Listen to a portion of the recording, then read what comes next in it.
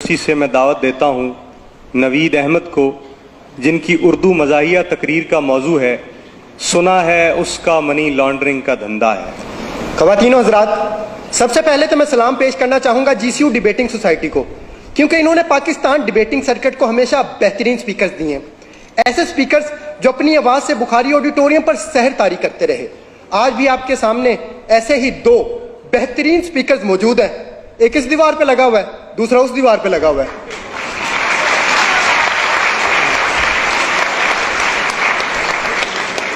सदर आला वक़ार, पाकिस्तान में तो हर सियासतदान का मनी लॉन्ड्रिंग का धंधा है, इसलिए मेरी ख्वाहिश थी कि मैं सियासतदान बनूं ताकि इस मनी लॉन्ड्रिंग को खत्म कर सकूं। इसलिए मैंने सियासत के मैदान में कदम रखा, फिसल गया। मैंने फिर सियासत के मैदान में कदम रखा, फिसल गया। फिर मुझे एक बाबा जी ने कहा कि सियासत के मैदान में सिर्फ वो नहीं फिसलता जिसने बूट पहने हुए हो।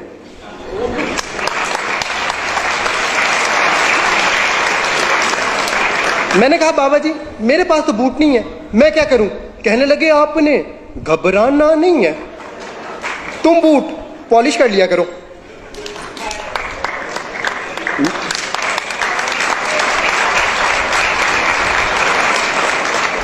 मैंने कहा बाबा जी उससे क्या होगा? कहने लगे बेटा उससे मुल्क में तब्दीली आ जाएगी। मैंने कहा बाबा जी क्या मतलब, वजाहत करें। कहने लगे बेटा वजाहत मैं कर दूंगा मगर तुम डिस्क्वालीफाई हो जाओगे,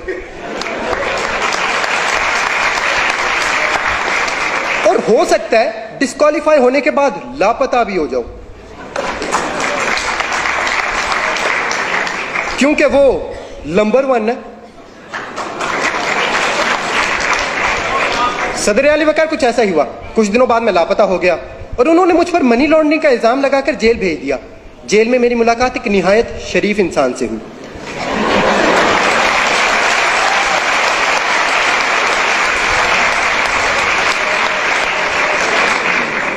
वो बहुत दरवेश इंसान थे। खाना खाते वक्त एक निवाला खाते, एक दीवार को लगाते, फिर एक निवाला खाते, एक दीवार को लगाते। मैंने उनसे पूछा ये आप क्या कर रहे हैं? कहने लगे खाता हूं, लगाता भी तो हूं।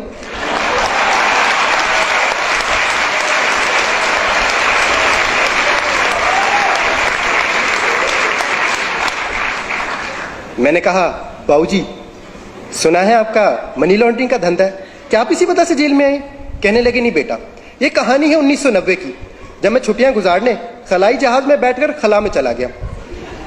वहां पर मुझे एक खूबसूरत एलियन लड़की नजर आई। मुझे उससे मोहब्बत हो गई। उसकी खास बात यह थी कि वो हील के बजाय बूट पहना करती, और मैं पॉलिश किया करता। उसके पास गैबी ताकतें थी, वो बंदे गायब कर देती थी। वो बंदे ऐसे गायब करती थी जैसे GCU वालों ने कफील राना को गायब किया।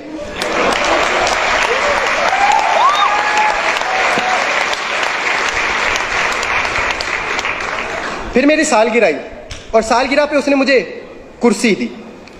2.5 साल तक मैं कुर्सी के साथ खेलता रहा, फिर उसने कुर्सी वापस ले ली। प्यार मोहब्बत का ये सिलसिला ऐसे ही चलता रहा कि 1999 आ गया। इस मर्तबा उसकी सालगिरह आई और तोहफे में मैंने उसे बिल्ला दिया, जो डरता वरता किसी से नहीं था। फिर मैंने उसे कहा चलो आओ कोई धंधा शुरू करते हैं। कहने लगी पहले मेरे एक सवाल का जवाब दो, अगर एक लड़की गाड़ी में बैठी हो तो उसे क्या कहेंगे? मैंने कहा गर्ल कार। कहने लगी नहीं कार गर्ल। मैं कहनी गर्ल कार। फिर इसी कारगिल के इशू पे हमारी लड़ाई होगी।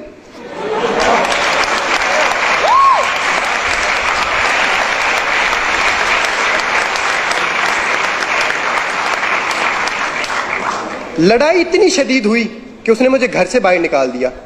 उस दिन मैंने ये पहली मर्तबा सोचा था कि मुझे क्यों निकाला।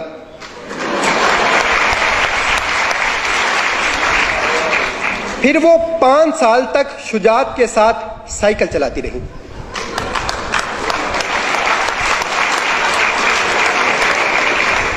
और रहमान का फजल तो उसके साथ था ही। और दूसरी तरफ मुझे एक अरबी शेख मिल गया जो मुझे अपने साथ अल्लाह की सरजमीन पर ले गया। फिर वहां जाके मुझे इस बात का अंदाजा हुआ कि शेखों की 2 इकसाम है और इनमें से सबसे अच्छी है मिल्क शेक। फिर वहां पर मैंने खजूर की रेडी लगाई।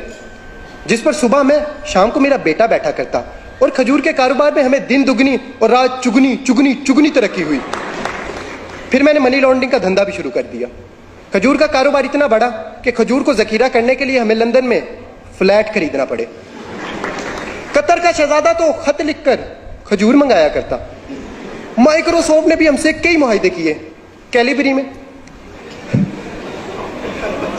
फिर मैं सारा धंधा छोड़कर घर वापस आ गया, क्योंकि अब वो रहीम और मेरी तरह शरीफ हो चुकी थी। फिर मैं उसे मिलने गया और मैंने उसे कहा, थैंक यू रहीम शरीफ।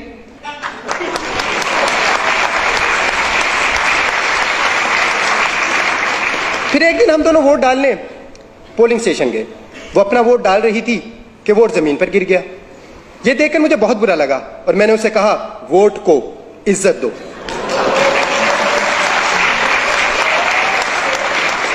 इस बात पर उसे गुस्सा आ गया और उसने मुझे कमर तोड़ जवाब दिया। मैंने उसे कहा, फिर उसने मुझ पर मनी लॉन्ड्रिंग का इल्जाम लगा दिया और उसे मेरी मोहब्बत को ठुकराकर किसी और के पास चली गई। मैंने कहा, बाबूजी आप उससे इतनी मोहब्बत करते थे, उसके लिए मनी लॉन्ड्रिंग छोड़ देते। कहने लगे, कैसे मनी लॉन्ड्रिंग छोड़ देता, फिर मेरे बच्चों का क्या बनता, क्योंकि उनकी लंदन में तो क्या पाकिस्तान में भी कोई जायदाद नहीं है। और अगर मैं मनी लॉन्ड्रिंग छोड़ देता तो रोटी कहां से खाता। मैंने कहा, देखें रोटी का वादा अल्लाह ने किया है और सालन आप लंगर खाने से ले लेते। फिर कहने लगे, मुझे छोड़ने की एक वजह यह भी थी कि मैं मोटा था और अब वो हैंडसम के पास गई थी। फिर मैं हैंडसम से मिलने बनी गाला मैरिज ब्यूरो गया, क्योंकि उनका शादियों का धंधा था।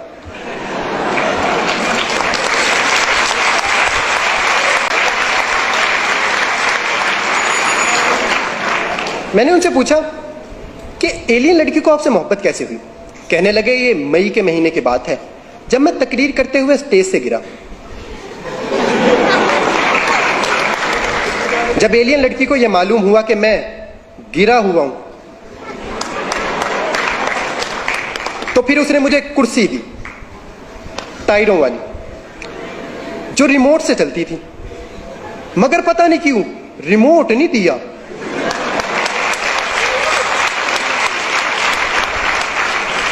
फिर वो 1 साल तक कुर्सी चलाती रही कि रिमोट की बैटरी खत्म होगी। उसने चार्ज करना चाहा, प्लग दूर था, इसलिए फिर मैंने उसे एक्सटेंशन दी।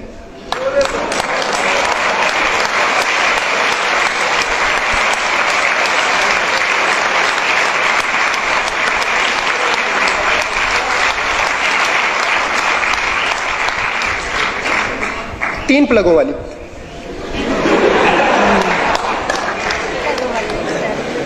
क्योंकि उसकी उम्मीद नाज का हमसे ये मान था कि आप सर्विस बढ़ा दीजिए।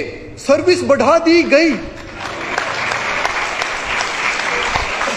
सदर आली वकार, अब तो ये आने वाला वक्त ही बताएगा कि एलियन लड़की रिमोट वाली कुर्सी चलाती है या फिर डीजल वाली।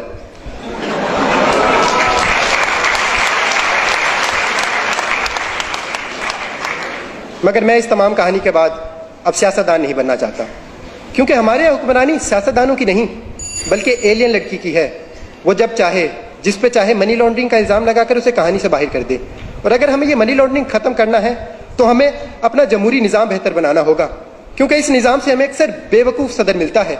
अगर आपको मेरी बात पर यकीन नहीं तो मिसाल आपके सामने है।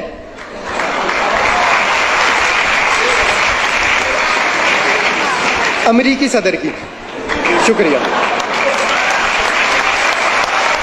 इस साल बेहतरीन उर्दू मुक़र्रिर का एजाज़ हासिल किया IT यूनिवर्सिटी लाहौर से नवीद अहमद ने।